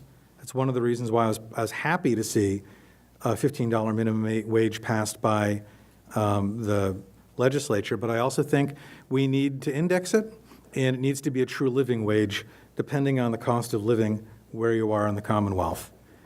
I also think we should, as we mentioned a moment ago, fully fund the Healthy Incentive Program. I don't know how that came out in the House budget or the conference budget, but I know it was running a couple $1 million below what the request was for it, what the need was seen as to be. I also think that we can do more in our schools. This past year, we brought in food service back into our district, and we're seeing really a wonderful response there. But one of the things we're trying to do is expand universal access to a healthy breakfast for everyone. We're starting with the elementary schools, then rolling on from there. And I think that's a great way to make sure the kids have nutritious breakfast when they go to school in the morning. Stan? We've covered a lot of ground here so far. What would be the single most important piece of legislation that you would want to see passed, that you would perhaps sponsor or co-sponsor and want to see passed during your first year as a legislator? That's a big question. There are a few things the hard thing is picking one, because also when you're thinking about what you can get passed, you've got to work with other members of the House. You've got to see what the priorities are and what can move. So my approach really is to be more pragmatic about trying to figure out how we can move legislation forward and then work to try to advance those interests in this session and hopefully over a couple sessions. One of the things I've been hearing repeatedly throughout the district is support for the End-of-Life Options Act, or so-called Death with Dignity. And hearing so much from so many people, the urgency and the importance of passing that act, that's something that I would want to make a priority as legislator. The other thing is, as I mentioned earlier, the Safe Communities Act was not adopted. The amendments were not adopted in the conference by the legislature. And that means in all likelihood, it's not going to be passed by the end of session. And so the very first thing I'd want to do is try to work for the passage of the Safe Communities Act, because that's an urgent need to protect our neighbors who are undocumented immigrants, but also to provide an environment that sends a clear message of support for them as well. So those two things I think are absolutely important. And then beyond that, I'd like to make an advance on funding for higher education, as well as also on public education funding. But there's some momentum already on that, so I think this is really a matter of working with colleagues to try to get the money and try to push it. So if I could, this is sort of like make-believe, right? I can just, I'd like a fair share amendment to pass the state legislature, and I would be very proud to have my name on it. I don't imagine as a first-year legislator that anything that I'm going to produce is actually going to pass, but you never know. But I would love to be able to work on that and let that pass the legislature. I'm also, another priority would be safe communities, and the third priority would be the funding formula. Those last two pieces around making sure that we are adequately funding K through 12 schools around specifically English language learners and economically disadvantaged students is critical to our promise to make sure that there's educational equity. Adrian? Well, that gives me a follow-up question. The first one was perhaps a little bit imaginative. The one from Stan's a little imaginative. This is a little bit more pragmatic, but it's a big one. Please describe the biggest legislative challenges facing our district and our state. And what are you going to do about it? I think the legislative challenges facing the district is something that we're all sort of familiar with, is that we're going through transition in the district in terms of legislators. I don't think it's I think it's significant, but I'm not scared of it. There's a lot of people running to be state rep and state senate who bring a lot of diverse experience and skills. And so I think that's going to be very welcome. And some of those skills are not skills that already exist in the state legislature, so it will be a benefit and an advantage. But I think that without long-time progressive elected officials, we'll have to sort of make our way through a little bit and make ourselves known. I think that's sort of a superpower for new elected officials, because you can, ask for forgiveness and not for permission. And I think that'll be in our favor if we go that way. I think that's a challenge. Second piece was the challenge around country. Was that right? Yes, ask for district and the state. And the state. It's a big one. So in terms of the state, I think the biggest challenge is really mobilizing people around the need to raise revenue. I think that is the challenge because the needs just keep getting longer. Every community has it. Every community has a list of expenses. We have to figure out a way to pay for it. So I think that the major legislative challenges facing the district and the state are really very similar. We talked a lot about public education so far, and communities across the Commonwealth are stressed out by inadequate funding of K through 12 education. They're also stressed out by inadequate funding for reimbursement for charter schools and the burden that they're placing, and the stress it does create between folks who are benefiting from charter schools and those who benefit from traditional public schools.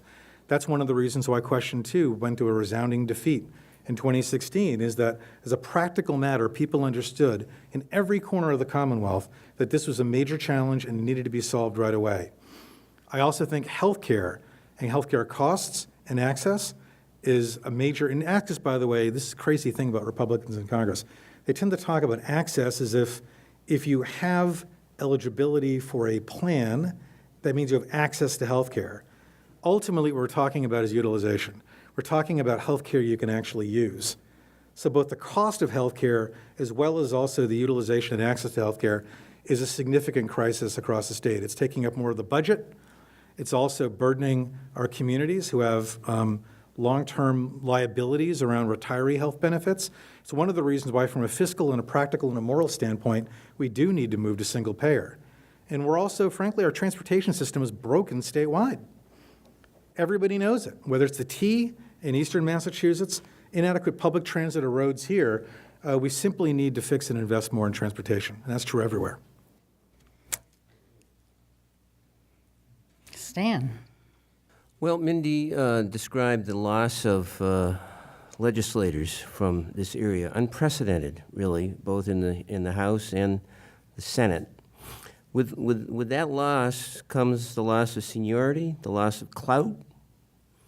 I guess I'm interested in hearing both of you talk about what you would bring to the House in terms of your leadership skills that would address that in some way for not just your district, but also for the Valley's representation here.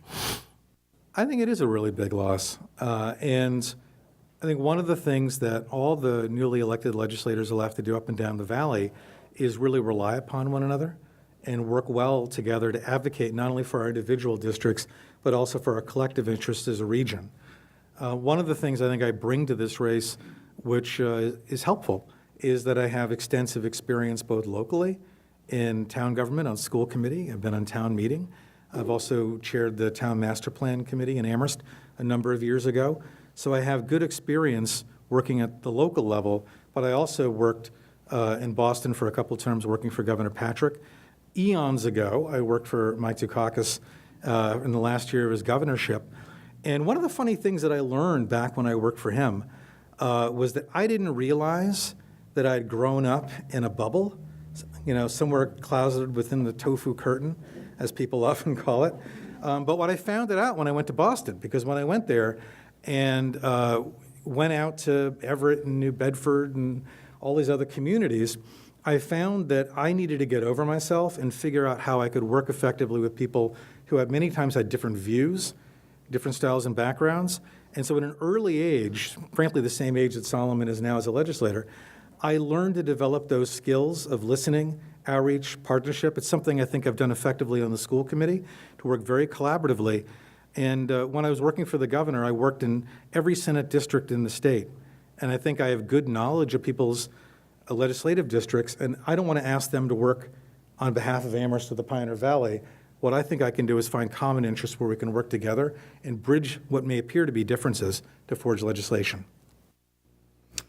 Well, I've already started to talk with other candidates that are running for the other districts, and many of us have started those conversations knowing that we're going in as sort of a regional kind of group. And I'm excited by that because I think that for the folks that I'm talking with in the other districts, everybody shares the same concern of making sure that we're going in as a region and that we're talking about the region as well as our individual towns and our individual districts, but that we're coming in as a group. And to me, that feels very exciting. I have some experience with building coalitions, which is essentially what we're talking about in terms of dropping into Boston.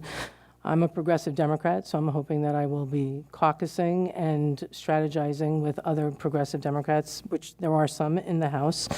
When I moved to the Berkshires, though, there were very few cases of AIDS in the Berkshires when I got out there in the late 80s. There were about 4 reported cases from the county.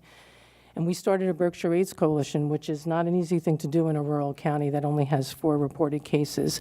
But it really took the skills of identifying strategic partners and strategic alliances and working with people and conversing with people and finding common ground to move us forward so that we became not only an effective coalition, but we started several new programs in the state as a result. And my skills are those skills. I used them then, I use them now at the Amherst Survival Center. And it's really sort of working with people who on the face of it, it may not look like there's much in common, but through conversation, discussion, getting to know each other, we build a foundation that will find common ground and we can build a relationship. I intend to do that. Thank you. Adrian. Okay, we have a question about the Second Amendment. It asks, how can a Democratic candidate support the idea of universal background checks without sounding like an enemy of the Second Amendment? I think it's mine. Well, I'm proud to say that I am a Moms Demand Gun Sense candidate of distinction as of yesterday. And I'm very proud of that distinction. I don't think it makes you anti-Second Amendment to require that we examine who's buying the guns, how many other guns do they own, where do they live, what's their record with those guns, what's their history. I went to a gun show a couple of years ago. I was going down to the Big E for something totally different, but right across the way there was a gun show, and I had never been to a gun show before, so I decided I wanted to go and see what it was like. And it was a little scary. There were a lot of white supremacist materials out there. There were a lot of regular guns, but there was also a lot of Nazi paraphernalia. But there were 2 people from the state of Massachusetts in the front with laptops ready to check people's background, and that made me feel secure. So I don't think it in any way demeans the Second Amendment to make sure that guns are limited and restricted.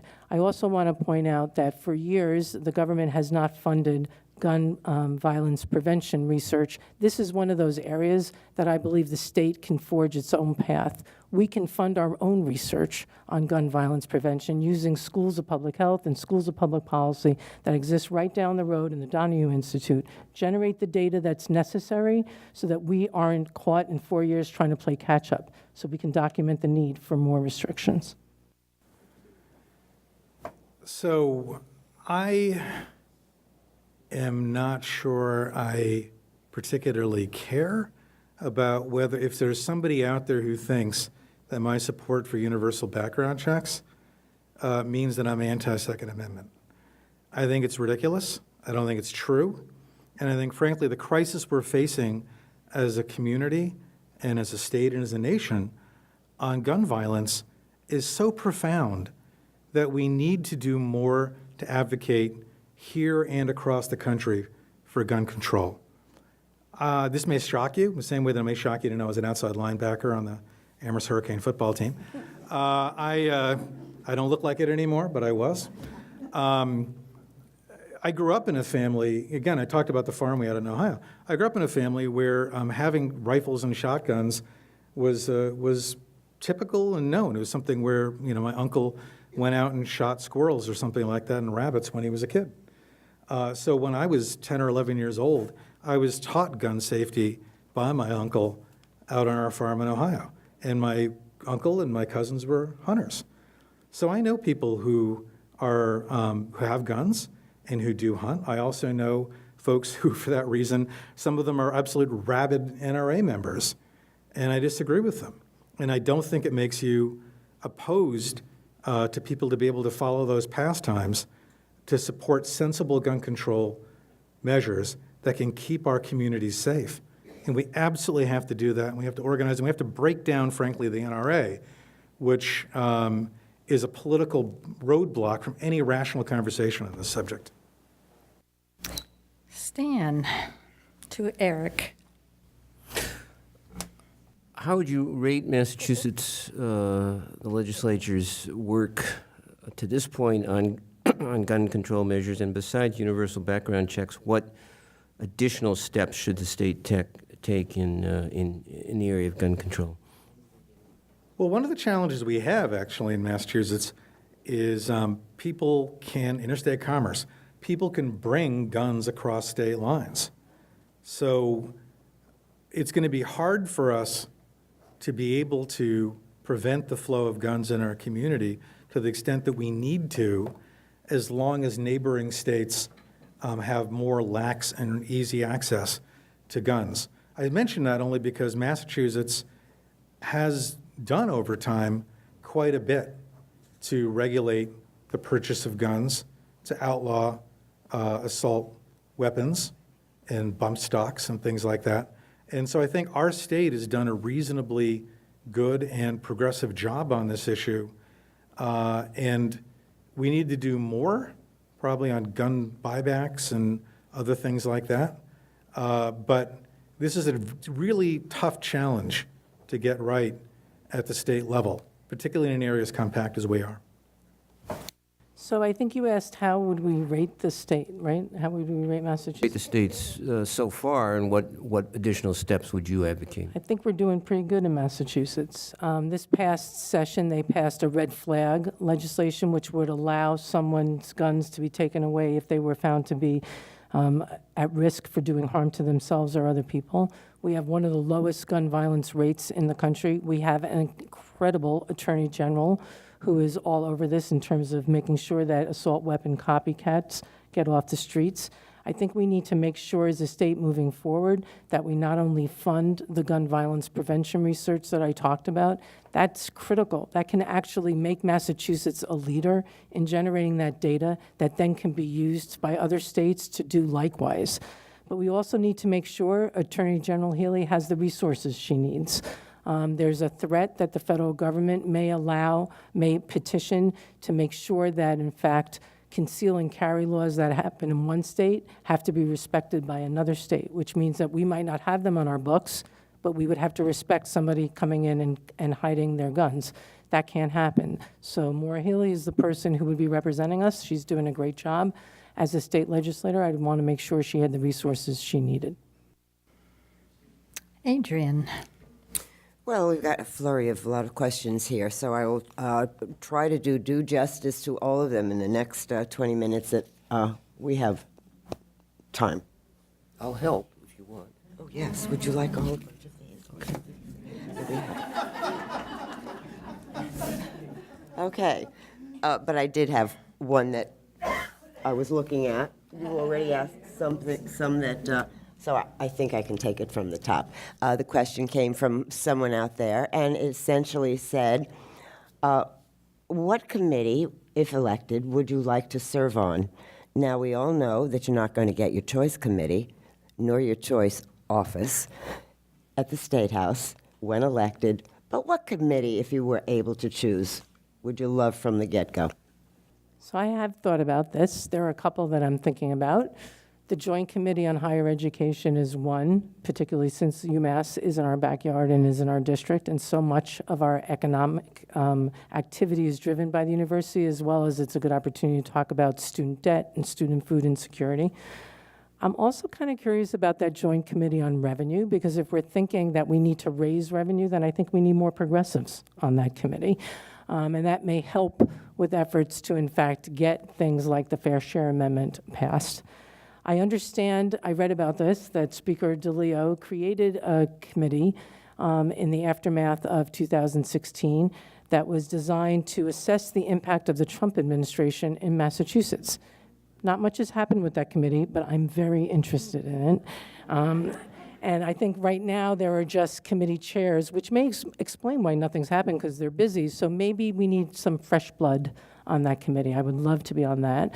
And I'm also thinking on the House side, there's all sorts of committees that sort of look at where people should have their offices and what bills should happen. But I'm really curious about the House Committee on Ethics. Peter Kokot was chair of that committee for a long time, the representative from Northampton that passed away, and I think I'd be good at that. So I'd like to be on that committee. So my committee of choice would be House Ways and Means. I can't get that one? Okay. So the Joint Committee on Public Higher Education, the Joint Committee on Education would both be significant priorities. I mentioned earlier that public education is something that I really want to make a priority as a legislator, so it'd be great to be on that committee if possible. I also would love to be on the Joint Committee on Energy and Telecommunications, because it's the centerpiece of where clean energy bills and laws that are regulating things like gas pipelines would come out. And so I think it's an important place to be. I'll be honest, I haven't quite figured out what the House and Senate committees on climate change do yet. So I've got to figure that out, especially because it seems like most of the regulatory power is with energy and telecommunications. I'm not sure what these other folks are doing over here, but I'll try to work and figure that out as well. I think housing would also be a great one to be on. And I'm trying to remember the committee that would deal with the Land Use Act that I mentioned earlier, where we need to redo our state Land Use and Zoning Act, whether that's like municipal committee or what. But I would be interested in figuring that out and being on that committee if one of the choices. Stan, and this may be your last question. It may be. We'll see. Oh, okay. All right. Well, no, here, let me ask this one. Let me ask this question then. Both of you are running as progressive Democrats, and this is a two-part question. What makes a Democrat preferable to a non-aligned, unenrolled candidate for state representative? And secondly, what should the Democratic Party stand for today? Well, I mean, I think Mindy and I, frankly, have covered pretty well the challenge in the age of Trump of sitting on the sidelines and not picking a side. I think in this time and place, it's important to work within the Democratic Party to push our values as well as also defend our community, our state, and our nation. I think also it deals with really philosophically how do you approach the work. I honestly don't think that you get work done effectively just by yourself or by being the smartest person in the room. Actually, almost all of the really good ideas that we ever took up or invested in when I worked with Governor Patrick came from somebody who came to us or a community we visited, people we talked to, a good idea that was kicking out there. And then the question was, how do you bring people together around them to support that idea or advance that cause? You do that in coalitions. In the legislature, there's no way you're going to be an expert on every issue. And so what you have to be able to do is rely on your colleagues, and to do that, you need to stand for something. You need to have some kind of token or measure that says who you are. That's also how they have confidence in working with you. It's part of the legislative process. Really, the whole thing is a building of relationships. And one of the foundational ones is who you are, where do you stand, and what do you believe in? I honestly don't, I know I have to stop, but I also don't remember the second part of the question. 10 seconds, Eric. What does the Democratic Party stand for? It needs to stand for social, economic, and environmental justice everywhere. So I'm going to take the second part first. The state Democratic platform is actually a pretty radical document. I had the opportunity to read it a couple weeks ago and see it because I went to a small group meeting in Amherst of a group of people called Democrats Without Borders, who are actually supporting Democrats in North Carolina to elect more Democrats. And Chris Brashear, who hosted this event, had the Democratic platform out on a table so everybody could read it. And it talks about things like a right to health care, a right to food, a right to housing. So in this state, I'm actually feeling emboldened as a first-year state representative, holding this Democratic platform in my hand and asking other legislators who claim to be Democrats to join in. We have to stand for economic equality. We have to stand for voter engagement and making voting easier. And we have to make sure that when we talk about voter engagement, it's not just about making sure that people can vote, it's about that people can impact and people can influence. So that means also consultation. Elected officials need to reach out to constituents, for constituents to tell us not only what they think, what they feel, what they're concerned about, what their challenges are, but how they want to see things done. In terms of why is it preferable to have a Democrat, why to have a Democrat instead of an unenrolled person? It's sort of referencing the donkey in the room. So in this particular state, the state house is about 75 to 80% Democratic. And I'm a big believer that the way you make coalitions is you need to be in the room. You need to be able to be at the table, talking with people, finding that common ground, listening to them, finding what's the piece in that discussion that you can build a relationship on. If you're not in the room, you can't advantage the district. And I think unenrolling makes Amherst unimportant and the Third Hampshire District unimportant, and that's unacceptable. Thank you. Adrian? I believe this is the last question. Well, we could squeeze in another one, but this could be the last. Well, this would be a very last question, though, so I'll ask it. What question would you like to answer that we didn't ask? That takes in everyone who didn't have a chance to have his or her question asked tonight. And with our apologies, we did try to group them together in various categories. But that's the question. What would you like to answer? I don't know. Because I didn't give you enough time for that. Or you could choose among the many other issues that we didn't get to, gender and income inequality, all the issues surrounding the bills that are still to be passed in the 190th session. I'm going to go a completely different direction. I'm going to go with what books would you recommend somebody read? And because I'm going to explain why these titles are meaningful to me. So I'm going to name about 4 books that I would recommend to everybody here to read, and many of you may have already read them. The first one is The New Jim Crow by Michelle Alexander. My daughter, I see nodding, my younger daughter is a staff investigator with the Bronx Defenders, and she bought this for my birthday a couple of years ago because she thought that that was an appropriate birthday gift. She was right. It opened my eyes to the issue of mass incarceration in this country. So that's one. The second book I would recommend that everybody read, and at as young an age as possible, is Grapes of Wrath. That book probably had the most impact on me when I was growing up in terms of my understanding of class issues and fairness for working families. The third book that I would recommend is Like Water for Chocolate, which is by, and I don't want to lose time on this, because Like Water for Chocolate, I often talk about this at the Survival Center when I show the kitchen. You know, it's whatever the chef feels in this very mystical book while she's cooking, ends up, when people eat her food, they end up feeling the same way. So if she's feeling sad, people end up crying at the table. But for me, that's also sort of represents what happens when you volunteer in your community and when you connect to your community, is that those good feelings that you bring to that connection then get spread, and then other people have it, and then they do it. And now I'm being told to stop, so I only got 3. So,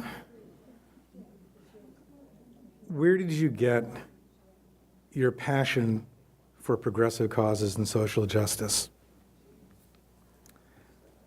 Honestly, my earliest memories, I was the youngest of, I can count, 5 or 6 cousins and siblings. And I always had a clear sense of being picked on in a loving way. But also out of that developed, instead of internalizing it, what I really turned it into was a passion for underdogs and a passion for helping other people feel better and live better. By the end of the 1970s, when I was a kid, a child at that point still, our economy was transitioning, and I'm going to make this personal. For my family, where my mom was raising 3 kids as a single public school teacher, we struggled financially. My uncle and my aunt were machinists out in Ohio. And when the massive deindustrialization occurred back in the late 70s and early 80s, they struggled. They were laid off. And we could see it all over our valley, up and down, in Springfield and Holyoke and Turners Falls and Greenfield. And I was sensitized to it because this was kitchen table conversation for my family. They were out in Ohio, but it was very real.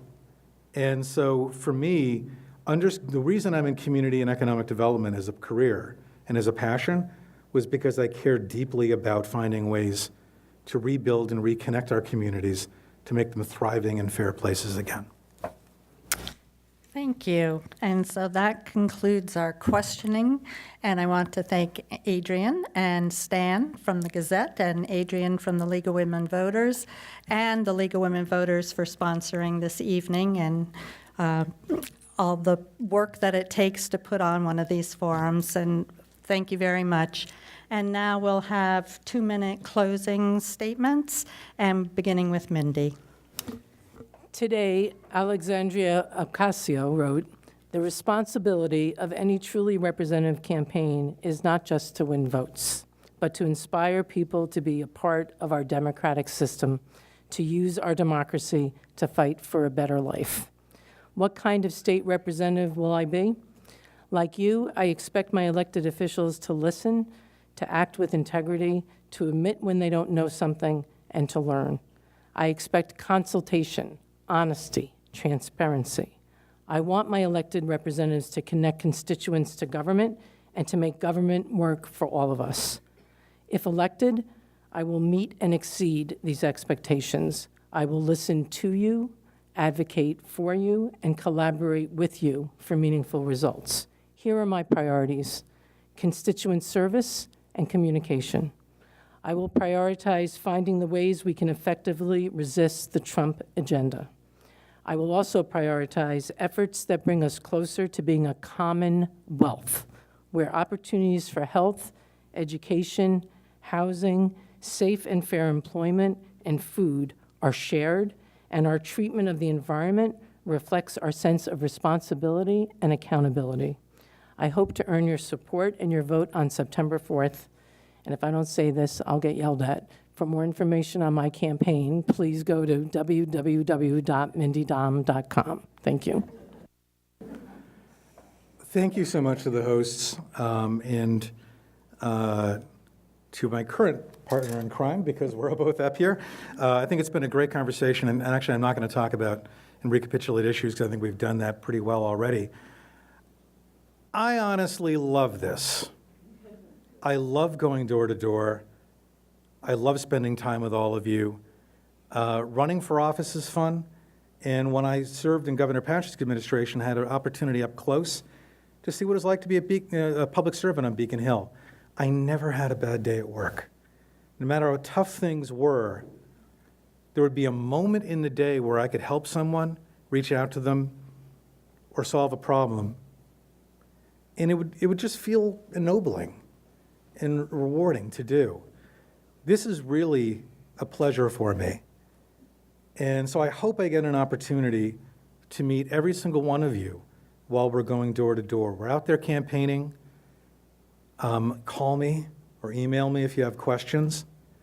I do think that the transition we're going through right now legislatively is incredibly important.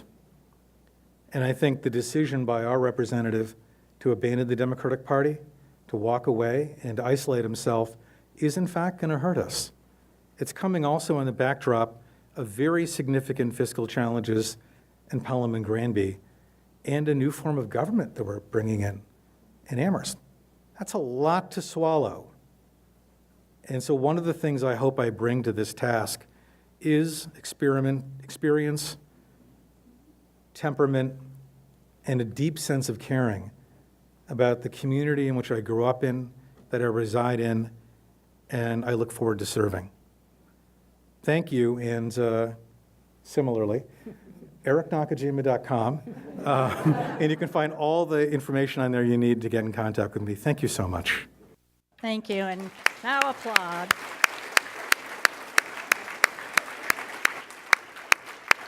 It's up to the voters. Make sure you mark your calendar for September 4th.